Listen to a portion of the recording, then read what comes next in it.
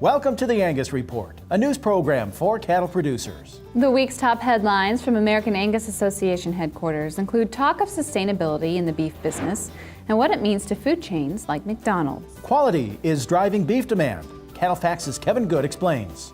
The industry discusses regulations for waters of the U.S., as well as food policy, and a trip to Arkansas to celebrate a longtime sales tradition. This is the Angus Report. Hello, I'm Bob Cervera. And I'm Crystal Albers. Our top news this week. Sustainability is a growing topic for both people who raise and sell food. That's especially true for beef cattle producers and major food service chains like McDonald's. The company's representatives suggest the company aims to take a collaborate, not mandate approach in its plans to use, quote, verified sustainable beef. I think the first criteria is that looking at it very holistically. A lot of people think sustainability is just like one bucket of the environment. It's not. It's the triple bottom line. It's social, environment, and economics. So the first idea was let's agree upon what the overarching principles and criteria are. And that's now been accomplished. That's been accomplished by the Global Roundtable for Sustainable Beef. The U.S. just announced a roundtable for sustainable beef. And they're going to take the global criteria and then make it more regional for the United States. So McDonald's wants to buy sustainable beef starting in 2016. And so we're looking at sustainable beef that we can quantify and actually purchase. We know enough to know that we don't know how to define sustainable beef being a restaurateur. But this global roundtable and the different roundtables that are being formed, we need the producers and ranchers and other experts to be there at the table that brings science and rationality to this, and then in a way that science prevails and we could succeed with the customers as well. As the nation's cattlemen prepare to rebuild beef cow numbers, quality will play a role. That's according to Kevin Good of CattleFax, who says the increasing supply of higher quality grade beef contributes to increases in beef demand among U.S. consumers. We look at the long-term plan as far as improving demand. It's quality and consistency.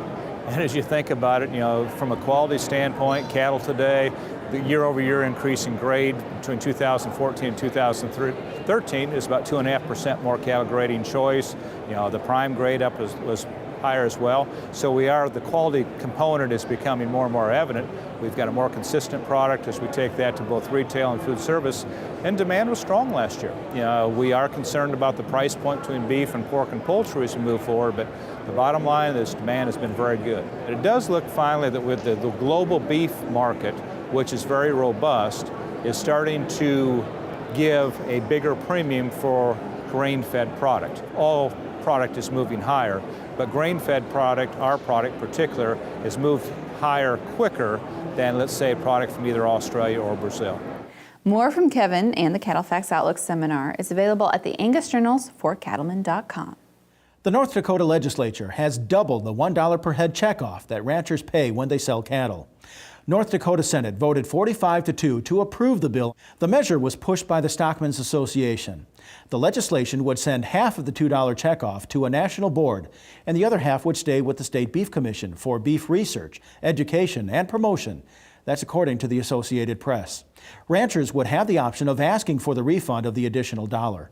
The Independent Beef Association of North Dakota and the North Dakota Farmers Union oppose the measure. The American Farm Bureau Federation released a statement expressing concern for the proposed rule that aims to identify and regulate waters of the U.S.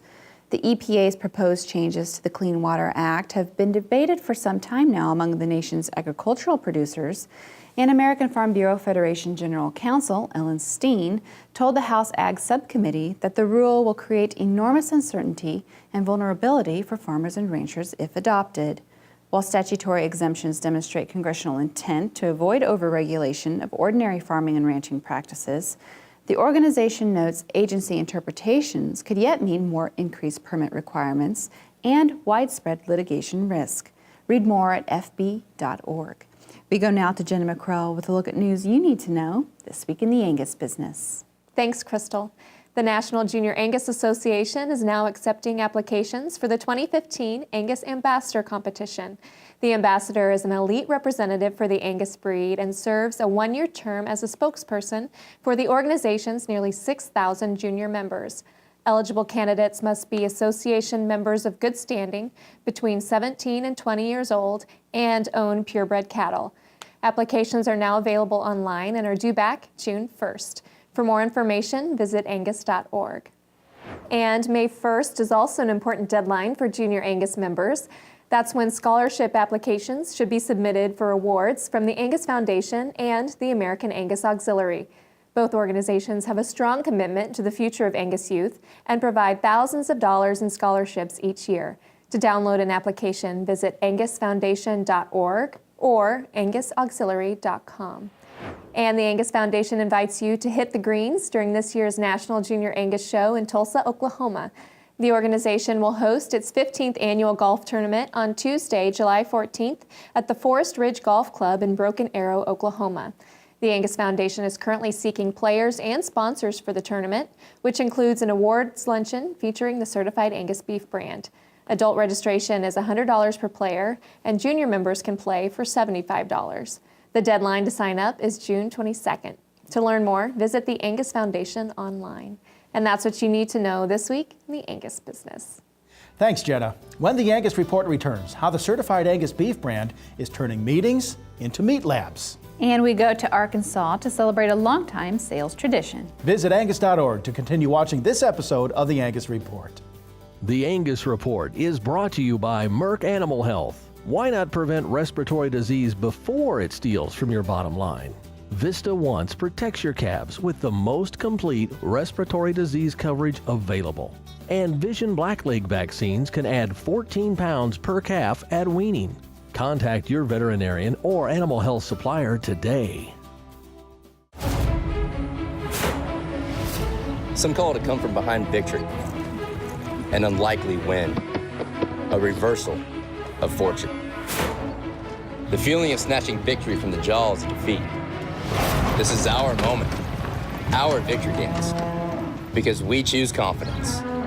We choose Zuprevo for BRD treatment. Are you going to do this every time we treat a calf with Zuprevo? Absolutely. Well, all right then. Don't let BRD interfere with his performance. Treat it with Zuprevo and get him back to his home pen. Zuprevo is a fast-acting, long-lasting BRD treatment that you can count on to get the job done. Ask your veterinarian to prescribe Zuprevo. Choose confidence. Choose Zuprevo from Merck Animal Health.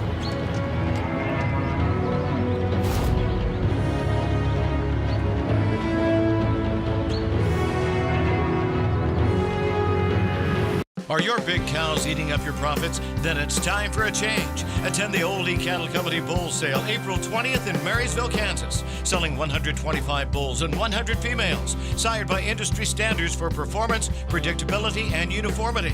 This elite group of forage-based bulls are America's #1 source for low birth weight, cow energy, and wean calf values in the breed today. Call us to request a catalog. When it comes to decreasing cow herd costs and labor, Oldie Cattle Company genetics do it best. Molly Manufacturing's remote-controlled turret gate promotes ease of cattle flow, from circular fencing to the silencer hydraulic squeeze chute. For a true one-man livestock operating system, turret gate is designed to hydraulically swing, reverse swing, and shuttle back through the turret to reposition behind waiting cattle for continual cattle movement. Molly's silencer hydraulic squeeze chute with NRS noise reduction system will remain quiet during operation for the life of the silencer and promotes a calm, low-stress environment for you and your livestock. Less effort, less people, added safety means more enjoyment and profit for you. See www.mollymfg.com for their full line of products. Horn flies cost cattle producers nearly $1 billion a year. They interrupt grazing, cause loss of blood, and impact your bottom line. By incorporating Alticid IGR into your supplement program, you can prevent the emergence of adult horn flies. Alticid IGR will significantly reduce stress on your cattle. For pennies a day, you can control the most costly parasite and increase your profitability. Contact your feed supplier to incorporate Alticid IGR today. You pick your cattle and your partners with care. Count on those who share your values about hard work and a reputation that is earned.